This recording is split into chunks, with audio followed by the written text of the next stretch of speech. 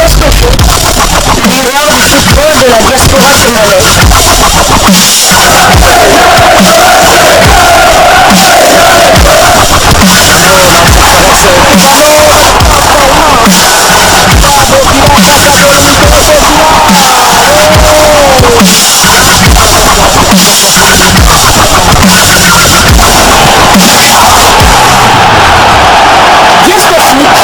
Le miroir du football de la diaspora congolaise. Vous êtes sur Diascofoot, le miroir du football de la diaspora congolaise. Diascofoot vous dit bonjour, tout plaisir est pour nous de vous retrouver, mais surtout de savoir que vous êtes nombreux en train de suivre votre chaîne YouTube dédiée uniquement aux footballeurs de la diaspora congolaise. Time is up, c'est l'heure de partager avec vous quelques news que nous avons pu récolter pour vous, des news concernant certains de nos internationaux ou des binationaux qui se sont illustrés dans leur club respectif.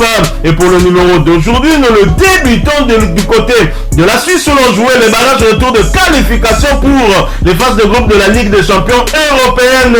Young Boys de Berne qui recevait Maccabi Haïfa d'Israël l'a étrié sur le score de 3-0. L'international congolais Elia Meshak a été décisif. Il s'est illustré avec une passe décisive à la 28e minute de jeu. A noter qu'Elia Meshak était à l'origine d'au moins 2 buts puisque l'un des buts signé Young Boys de Berne l'était sur une action d'autobus suite à une frappe de l'international congolais. Elia Meshak a du reste disputé l'intégralité de ce match.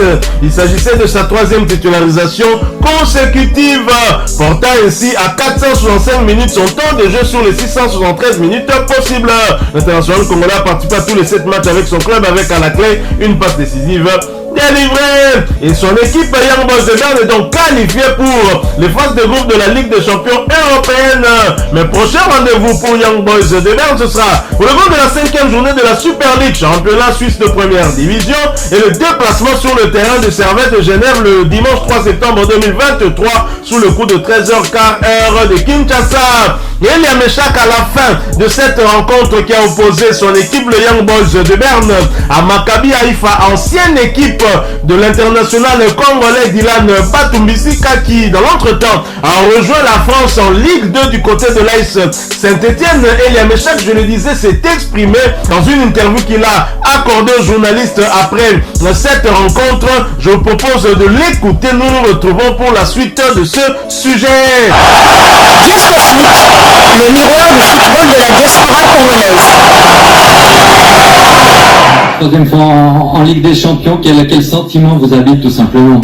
Oui, en fait, c'est immense. Moi, j'espère que ce sentiment, ce n'est pas seulement, c'est pas seulement à moi, c'est toute la famille IB. On a la joie d'être qualifié à la phase des groupes parce qu'on a loupé l'année passée et cette fois-ci, on a saisi l'opportunité pour aller à la phase des groupes de la Ligue des Champions. Aujourd'hui, il fallait quand même conclure, il y avait ce résultat plutôt positif après l'aller. Et ça n'a pas tout été simple, encore une fois aujourd'hui, il y a 20 tirs adverses, mais aussi 9 tirs bloqués. La solidarité d'Iber fait la différence. Qu'est-ce qui a fait autrement la différence selon vous?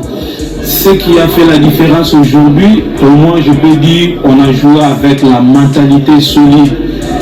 On avait dit, peu importe de la situation sur le terrain, on reste soudé et on va aller agresser notre adversaire jusqu'au bout. Et je pense que tous ensemble, on a fait ça jusqu'au bout. On n'a pas encaissé le but. Donc pour moi, je dois remercier tous mes coéquipiers ainsi que le staff technique et toutes les grandes familles de IB. Et aussi, ils étaient là pour nous pousser du début jusqu'à la fin du match. Et ce qui a aussi fait la différence, c'est Meshak Elia, c'est vous, quand vous avez été sur le côté droit, où là vous avez fait des ravages, c'était aussi une des clés d'attaquer ce côté droit? Ouais, parce qu'on avait bien étudié l'adversaire au match aller. Et dès que je suis parti au côté droit, c'est là qu'on a déclenché toute la situation du début jusqu'à la fin du match. J'espère qu'on a bien fait tous ensemble et voilà les résultats. Aujourd'hui, on est qualifié. Une dernière chose, vous êtes assez calme, mais il y a quand même un peu plus de joie que cela dans le vestiaire. Dire calme, je suis pas calme, mais dès que je vais rentrer au vexé, je pense que ça va être des bordels avec nos coéquipiers. Donc on est qualifié pour la 3e fois. L'année passée on avait loupé, là maintenant on est à la phase des groupes, donc il y a une grande joie, vous ne pouvez pas imaginer. Voilà, nous sommes de retour. Vous avez suivi l'enfant du pays, le natif de Kinshasa, de la commune de Lantele, qui s'est exprimé.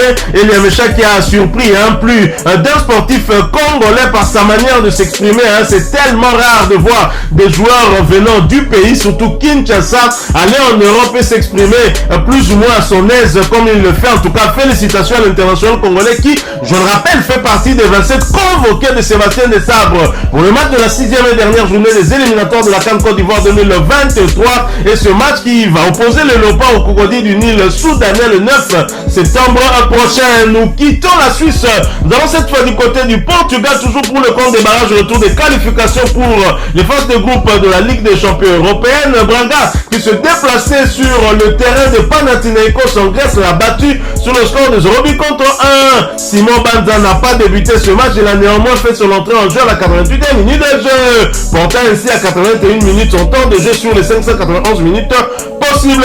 Simon Banza a participé à 4 des 6 matchs avec son club, avec à la clé un but inscrit, et son équipe, tout comme celle de Liamecha, est qualifiée pour les phases de groupe de la Ligue des champions européenne. Prochain rendez-vous pour Braga et Simon Banza, ce sera pour le compte de la 3e journée de la Ligue Abouine, championnat portugais de première division, et la réception du Sporting Lisbonne le dimanche 3 septembre 2023 sous le coup de 20h30 heure de Kinshasa. Nous quittons le Portugal, nous allons cette fois du côté de la Turquie, toujours pour le compte des barrages retour des qualifications pour les phases de groupe de la Ligue des champions européenne. Galatasaray qui recevait le Norvégien de Molde les a battus sur le score de 2 buts à 1. Cédric Bakambu n'a pas débuté ce match, il a néanmoins fait son entrée en jeu à la 80e minute de jeu. Cédric Bakambu a porté à 237 minutes son temps de jeu sur les 688 minutes possibles. L'international congolais a participé à 6 des 7 matchs possibles avec son équipe, et jusque là il reste encore muet. Cédric Bakambu ne s'est pas encore illustré ni par un but ni par une passe décisive. Nous espérons que cela va arriver. Et Galatasaray dans l'entretemps est qualifié pour les phases de groupe de la Ligue des champions européenne. A noter que pour l'international congolais Cédric Bakambu, ce sera sa toute première fois de jouer la phase des groupes de la Ligue des champions européenne. Et prochain rendez-vous pour Galatasaray, ce sera pour le compte de la 3e journée de la Super League, championnat turc de première division, et le déplacement sur le terrain de Gaziantep de Salem Mbakata. Ce match est prévu pour le samedi 2 septembre 2023 sous le coup de 19h45 heure de Kinshasa. Nous quittons la Turquie, nous allons cette fois du côté de UK en Angleterre où l'on jouait le 2e tour de la coupe de la Ligue anglaise. Brentford qui se déplaçait sur le terrain de Newport County a fait jeu égal avec cette équipe, score final 1 but partout. C'est au tir au but que Yohan Wissa et son équipe Brentford l'ont emporté sur le score de 3 tirs contre 0. A noter que l'international congolais Yohan Wissa a transformé son penalty du pied droit au ras de poteau gauche lors de la séance de tir au but. Brentford est donc qualifié pour le prochain tour.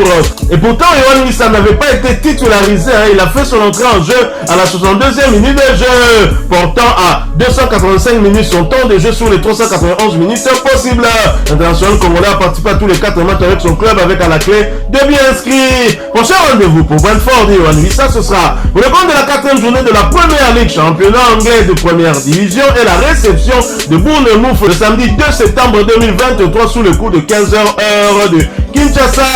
Toujours en Angleterre et toujours pour le compte ce 2e tour de la Coupe de la Ligue anglaise, Leicester qui se déplaçait sur le terrain de Tranmere l'a battu sur le score de 0 but contre 2. Sefi Mavidi titulaire a été remplacé à la 46e minute de jeu. A noter qu'il s'agissait de sa 4e titularisation consécutive. Mavidi a apporté à 439 minutes son temps de jeu sur les 585 minutes possibles. L'international congolais a participé à 5 des 6 matchs avec son club, avec à la clé un but inscrit et une passe décisive délivrée. A savoir que Sefi Mavidi reste toujours éligible pour jouer avec les Léopards de la RDC. Et Leicester, son équipe, est également qualifiée pour le tour suivant. Prochain match pour Leicester et Mavidi, ce sera pour le compte de la 5e journée de Championship, championnat anglais de 2e division, et la réception d'Hull City le samedi 2 septembre 2023 sous le coup de 15h heure de Kinshasa. Toujours en Angleterre et toujours pour le compte ce 2e tour de la Coupe de la Ligue anglaise. Crystal Palace se déplaçait sur le terrain de Plymouth Argyle, l'a battu sur le score de 2 buts contre 4. Titulaire, Jean-Philippe Mateta inscrit un triplé d'abord à la 61e minute de jeu, à la 62e puis à la 83e minute de jeu. A noter que Jean-Philippe Mateta a disputé l'intégralité de ce match, apporté à 122 minutes son temps de jeu sur les 387 minutes possibles. Le binational congolais a participé à 2 des 4 matchs avec son club avec à la clé 3 buts inscrits. Crystal Palace, son équipe est également qualifiée pour le tour suivant et prochain rendez-vous ce sera pour le compte de la 4e journée de la Première Ligue, championnat anglais de première division, et la réception de Wolverhampton le dimanche 3 septembre 2023 sous le coup de 14h de Kinshasa. Toujours en Angleterre et toujours pour le compte de ce deuxième tour de la Coupe de la Ligue anglaise, Luton Town qui recevait Gillingham l'a battu sur le score de 3 buts à 2. L'international congolais convoqué pour le prochain rassemblement Pelly Rudolph Panzu, titulaire, a disputé l'intégralité de ce match portant à 202 minutes son temps de jeu sur les 289 minutes possibles. Pelly Rudolph Panzu a participé à tous les 3 matchs avec son club qui est du reste qualifié pour le prochain tour. Et prochain rendez-vous pour Luton Town et Pelly Rudolph Panzu, ce sera pour le compte de la 3e journée de la Première Ligue, championnat anglais de première division, la réception de West Ham le vendredi 1er septembre 2023 sous le coup de 20h de Kinshasa. Nous quittons l'Angleterre, nous allons du côté de la Russie où l'on jouait la 3e journée de la Coupe de Russie. Spartak Moscou qui recevait Dynamo de Moscou dans un derby moscovite l'a étrié sur le score de 4 buts à 1. L'international congolais Théo Bongondé, malheureusement resté sur le banc pour ce match. Son temps de jeu stagne à 475 minutes sur les 868 minutes possibles. L'international congolais a donc participé à 8 des 9 matchs avec son club avec à la clé 4 buts inscrits et une passe décisive délivrée. Prochain rendez-vous pour Spartak Moscou, ce sera pour le compte de la 7e journée de la Première Ligue russe, championnat russe de première division, et le déplacement sur le terrain de Krasnodar le samedi 2 septembre 2023 sous le coup de 18h de Kinshasa. Nous quittons la Russie, nous allons cette fois du côté de la Suède en première division. La belle dynamique de Maïk Sema et Norrköping stoppé par Elfsborg. Maïk Sema et son club sont allés s'incliner sur le score de 2 buts contre 3 sur la pelouse d'Elfsborg, le leader du championnat. En match comptant pour la 21e journée de ce championnat, l'attaquant congolais qui a perdu sa place de titulaire cette saison a fait son entrée en jeu en deuxième période alors que son équipe était en grosse difficulté et n'a réussi à réduire l'écart que dans les dernières minutes. C'était un réveil très tardif qui leur fait perdre des points dans la course pour les places européennes. Ils étaient sur une très belle série de 4 succès de suite, toutes compétitions confondues. Ils occupent après ce réveil la 6e place au classement avec 34 points et vont tenter de se relever lors de la prochaine journée. Ce sera le dimanche 3 septembre avec la réception de Djurgården. Nous quittons la Suède, nous allons cette fois-ci du côté de l'Islande, toujours en première division, où Delphin Tchembe et son club de Fram Reykjavik vont se contenter des barrages pour sauver leur place. Delphin Tchembe et son équipe sont allés prendre un point sur la pelouse de Keflavik en match comptant pour la 21e et avant-dernière journée du championnat. Le défenseur central congolais a tenu son poste lors de cette explication où ils auront tout tenté pour faire la différence, mais sans pour autant inquiéter véritablement la défense adverse qui a bien résisté à tous leurs assauts. C'est un autre nul qui ne changera rien dans leur situation sur un plan comptable. Ils occupent la 10e place au classement de ce tournoi à 12 équipes avec 19 points seulement et vont disputer les barrages pour éviter la relégation. Ils vont disputer la dernière journée le dimanche 3 septembre face au leader Vikingur Reykjavik. Nous quittons l'Islande, nous revenons sur le continent en Afrique, nous allons du côté du Maroc où l'international congolais non convoqué cette fois par Sébastien Desabre pour le prochain rassemblement, Arsène Zola et son équipe de Wydad Athletic Club de Casablanca qui ont battu Al Hilal de Jean-Florent Ibenge Ikwangé en match amical international hier soir. Score final 1 but à 0. Nous quittons le Maroc, nous allons cette fois du côté de l'Afrique du Sud où l'on jouait la 5e journée de la Première Ligue Soccer, championnat sud-africain de première division. Orlando Pirates qui recevait Cape Town City l'a battu sur le score de 2 buts à 0. Nathan Idumba, convalescent, n'a pas pris part à cette rencontre, voyant son temps de jeu stagner à 0 minutes sur les 545 minutes possibles. Il n'a participé à aucun match jusque-là avec son équipe. Et son équipe après ce revers à l'extérieur est 10e avec 2 victoires, 0 nuls et 3 défaites. 2 buts inscrits contre 4 encaissés. Prochain rendez-vous pour Cape Town City, ce sera pour le compte de la 6e journée du même championnat et le déplacement sur le terrain d'Amazulu le dimanche 17 septembre 2023 sous le coup de 16h30 heure de Kinshasa. Voilà, nous sommes arrivés à la fin de ce sujet. Si vous l'avez aimé, n'hésitez pas à nous laisser un maximum de j'aime. N'hésitez pas non plus à partager avec nous votre opinion. Si vous en avez une par rapport au sujet que nous venons de vous proposer, laissez-la nous à travers un commentaire. Abonnez-vous si vous êtes nouveau ou ancien que vous ne vous êtes pas encore abonné sur cette chaîne Diascofoot, parce que nous sommes le miroir du football de la diaspora congolaise. Et n'oubliez pas qu'en vous abonnant apparaîtra une petite cloche de notification. Cliquez dessus pour ne plus rien manquer des prochaines vidéos que nous allons vous proposer. Encore une fois, merci à vous, avec espoir de vous retrouver très bientôt avec un autre sujet d'actualité. En attendant, portez-vous bien et Diascofoot vous dit au revoir. I wanna see you.